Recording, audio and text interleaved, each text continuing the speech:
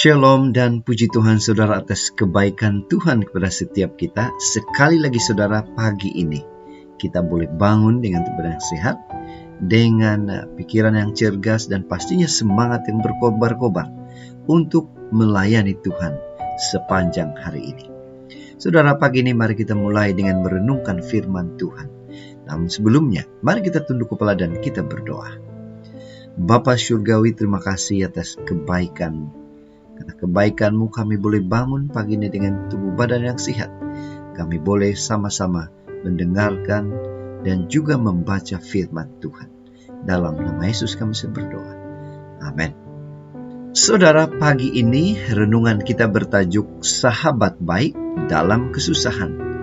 Bagaimana kita boleh menjadi sahabat baik di dalam kesusahan?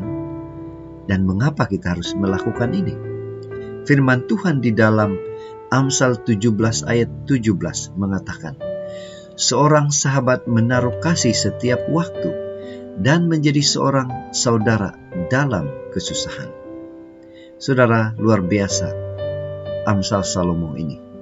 Kalau kita membaca di dalam ayat yang seterusnya, bacaan kita Amsal 17 ayat 17 sehingga 19. Ini merupakan salah satu nasihat Salomo untuk menjadi seorang sahabat baik kepada orang yang dalam kesusahan. Bagaimana kita boleh melakukan ini? Sebuah ilustrasi, seorang penulis Kristen yang bernama Doug Storer menuliskan sebuah kisah nyata yang dalam terjemahan Indonesia bertajuk Juru Selamat di Tepi Sungai Sini. Berikut adalah kisah singkatnya. Suatu malam, seorang pemuda berjalan sendirian di tepi sungai sini. Dia sedang berputus asa. Selama 25 tahun hidupnya, kemalangan datang bertubi-tubi. Dari kecil, dia hidup miskin. Saat berumur belasan tahun, ibunya melarikannya sebagai pelarian ke Perancis. Kemudian dia berhasil masuk ke angkatan bersenjata atau tentara. Dan di angkatan tentara dia semakin maju, meningkat. Tetapi terjadi pertikaian politik dan pemuda itu berada di pihak yang dipersalahkan dan dia kalah. Dia ditangkap lalu dipecat. Saat itu dia ingin mati tenggelam di sungai sini tersebut.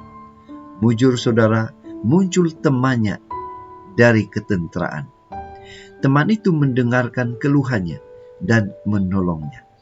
Pertemuan itu saudara menjadi titik balik bagi kehidupan pemuda ini.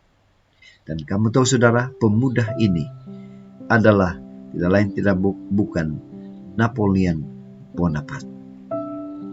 Kita kembali kepada bacaan kita hari ini.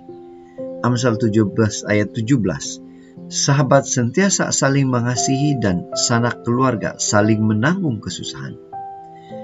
Saudara, siapa sahabat yang terbaik dalam hidup Anda? Siapa sahabat yang terbaik di dalam Alkitab? Tidak lain tidak bukan, dialah Yesus Kristus. Yesus telah menjadi teladan sebagai seorang sahabat yang baik, khususnya semasa dia bersama para muridnya. Dia menjadi sahabat baik kepada Simon Petrus saat Simon Petrus putus asa karena semalaman tidak menangkap ikan. Kemudian dia juga Yesus menolong para muridnya. Dikala kapal murid-muridnya itu hampir karam karena terjahan badai. Saudara, apa yang menjadi aplikasi dari renungan kita pagi ini? Setiap kita tentu memiliki sahabat. Ketika kita meluangkan waktu untuk menolong teman atau sahabat kita dalam kesusahan mereka, kita secara tidak langsung sebenarnya sedang meneladani Tuhan, meneladani Yesus yang membebaskan orang dari badai kehidupan. Kasih Tuhan itulah yang memberi kita semangat untuk melakukan itu. Oleh itu saudara, mari kita jadi sahabat yang sebaik-baiknya, yang boleh meringankan bebanan kesusahan, menghibur, memberikan kegembiraan kepada sahabat-sahabat atau saudara-saudara kita. Itu sebabnya saudara, pada pagi ini mari kita ingatkan diri kita untuk terus menjadi sahabat baik atau menjadi berkat kepada orang lain. Khususnya bagaimana kita menolong, meringankan bebanan ataupun masalah dalam kehidupan mereka. Saudara, inilah doa dan harapan kita. Dan mari kita serahkan itu pada Tuhan. Dan mari kita bersyukur pada Tuhan, saudara. Karena bila mana kita ada kerinduan seperti itu, Tuhan pasti akan memberikan kemampuan, kebijaksanaan kepada setiap kita untuk menjadi sahabat baik kepada orang lain yang mengalami badai kehidupan. Inilah doa dan harapan kita, saudara. Mari kita tetap setia, tetap semangat, tetap positif untuk melakukan ini, untuk menjadi sahabat baik kepada orang yang penuh dengan penderitaan, yang penuh dengan kesengsaraan. Tuhan memberkati. Mari kita berdoa.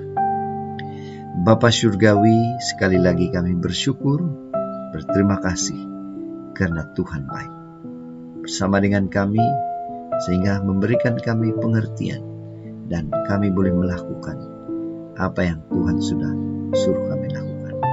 Terima kasih karena sepanjang hari ini Tuhan menyertai kami, memimpin kami.